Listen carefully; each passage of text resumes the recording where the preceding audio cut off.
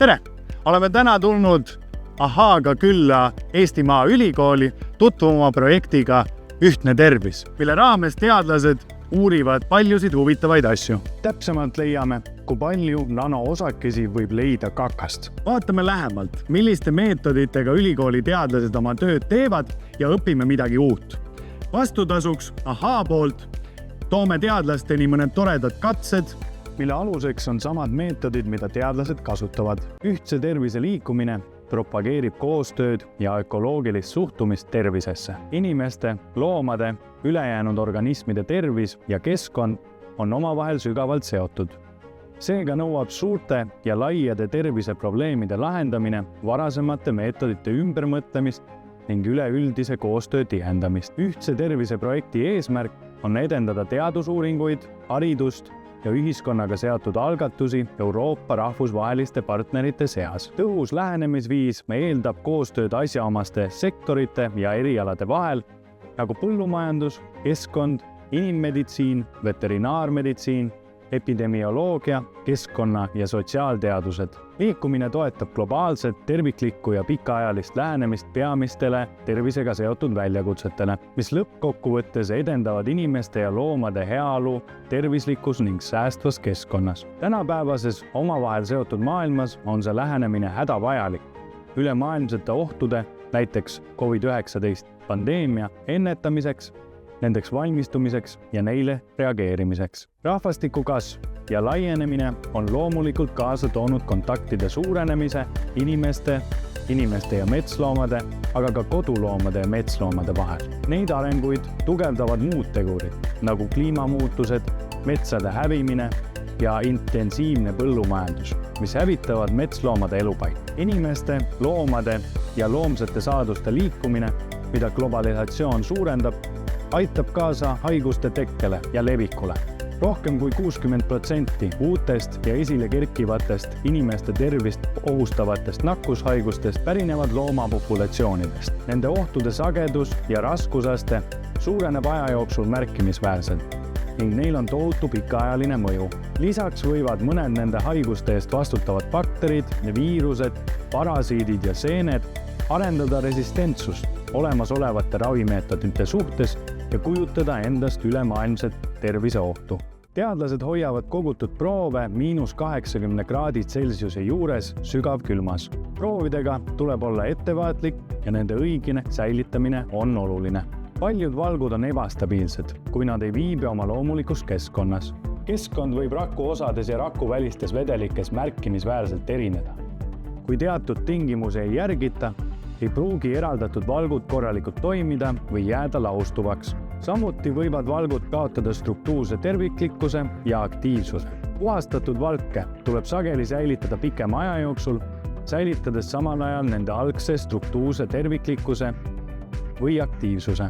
Säilitusaeg võib varieeruda mõnest päevast kuni rohkem kui aastani ning see sõltub valgu olemusest ja kasutatavatest säilitustingimustest. Optimaalsed säilitamistingimused on iga valgu jaoks omased. Lühiajaliseks säilitamiseks, umbes kuni 24 tundi, võib enamiku valke hoida temperatuuril 4 kraadi Celsius.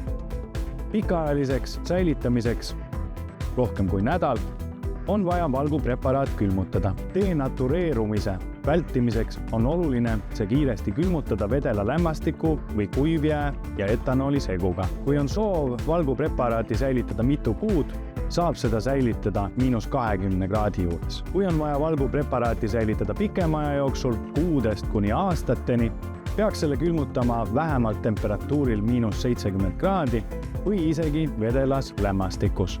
Teadustöös kasutusel olevad väljaheiteproovid on saadud lammastelt ja lehmadelt.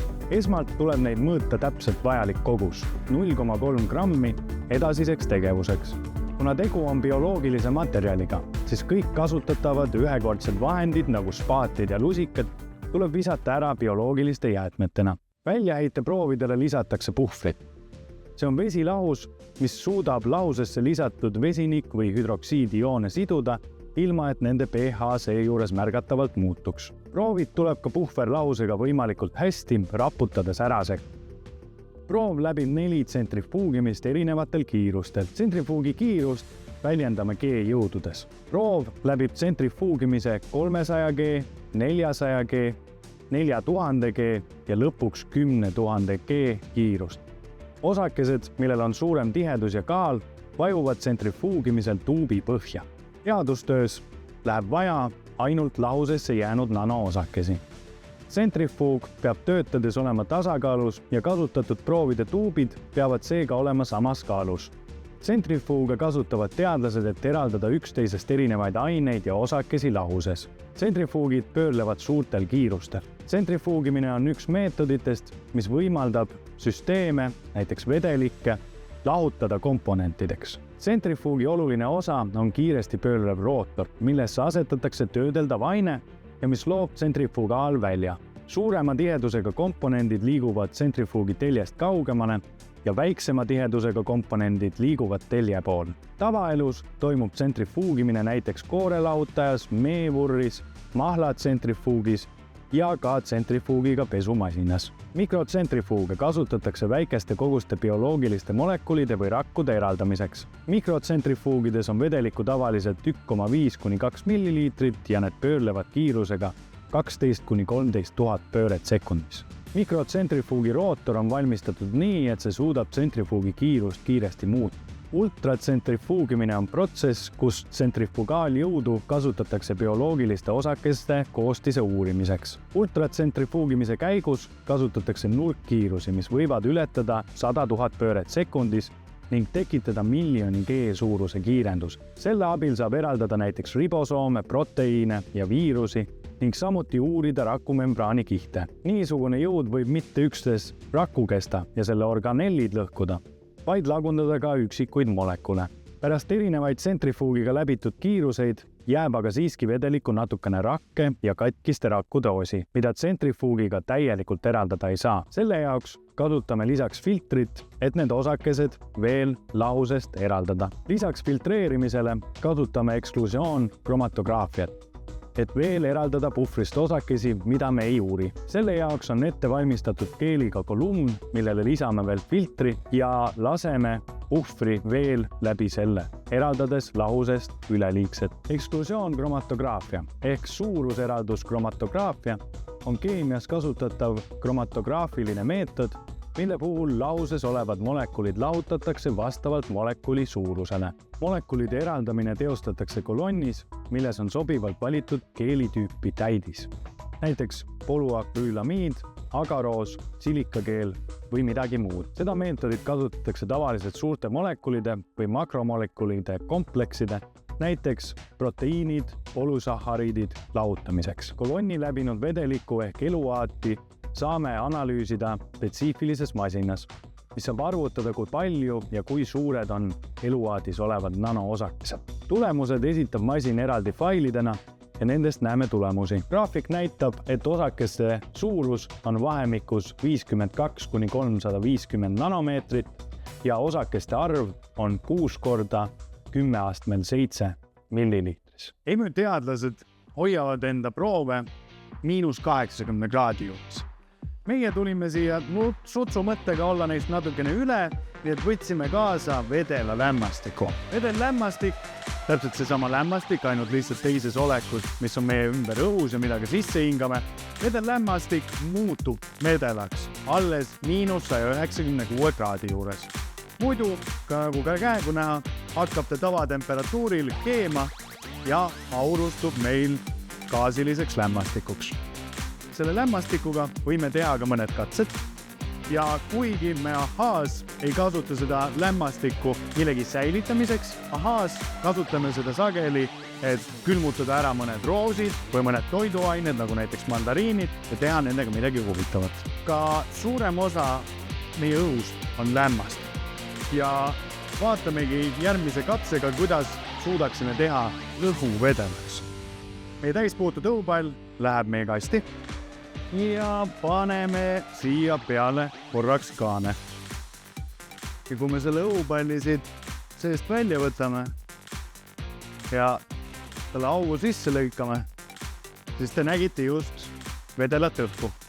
kromatograafiat saame ka kasutada, et eraldada erinevaid värve ja seega näha, millest tindid koosnevad. Kromatograafia on meetod komponentide eraldamiseks ainete segus, kus aineid on võimalik teineteisest eraldada nende liikuvuse alusel. Kirjutusvahendi tindid võivad olla nii vees lahustuvad kui ka vees mitte lahustuvad ning mitut erinevat värvi tinti kokku segades on võimalik saada uus värv. Erinevate tintide võrdlemiseks tuleb uurida nende lahustuvust vees ja nende lahustumist koostisosadeks. Kui viltpliiatsiga jäetud sõnumile satub vesi, siis hakkab koos veega mööda poolset paberit liikuma ka viltpliiatsi tint. Värvaine liikumine mööda paberit sõltub sellest, kui hästi aine vees lahustub ning kui tugevasti paber hoiab värvi oma pinnal kinni. Seega, mida paremini värvaine vees lahustub, seda kaugemale see alguspunktist jõuab. Ja vastupidi, mida halvemini värvaine vees lahustub, seda lähemale see alguspunktile jääb. Kui on tegemist värviliste ainete seguga ja need värvilised ained liiguvad paberil erineva kiirusega, saame paberil näha värvide segu lahutumist komponentideks, erinevateks värvideks. Paberile tekivad värvilised laigud, mis näitavad, kui kaugele iga värvaine paberile liikus. Nii saadakse paberkromatogramm.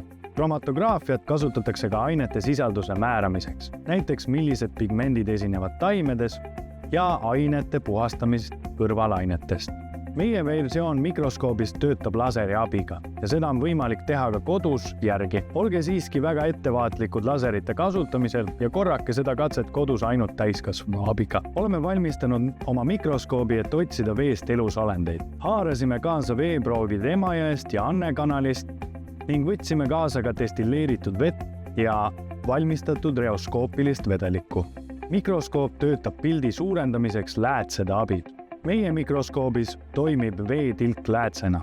Süstla otsas olevat veetilka läbides valgus murdub ja kõik väiksed elusolendid valguse teel blokeerivad osa laservalgusest, tekitades nii parje. Looduslike või tehisveekogude vesi kubiseb taimedest ja loomadest. Ka oma proovides võime näha osasid nendest elusolenditest. Veest triivivad ümmargused rakud võivad olla vetikad või muud üherakulised organismid. Võime näha ka suuremaid elusolendeid, näiteks mikroskoopilisi loomi, kes veetilgas ringi ujuvad. 16. novembril toimub Ühtse tervise päev Ahaas. Ühtse tervise projekt propageerib koostööd ja ökoloogilist suhtumist tervisesse, kuna inimene ja meid ümbritsev keskkond on omavahel sügavalt seotud. Ühtse tervise soov on edendada teadusuuringuid, haridust ja ühiskondlikult olulisi algatusi nii Eestis kui ka meie rahvusvaheliste partnerite seas. Päeva raames toimuvad Ahaas projektiga seotud loengud ja töötoad. Täpsema info leiate meie kodulehelt ja sotsiaalmeediast. Näeme juba Ühtse tervise päeval!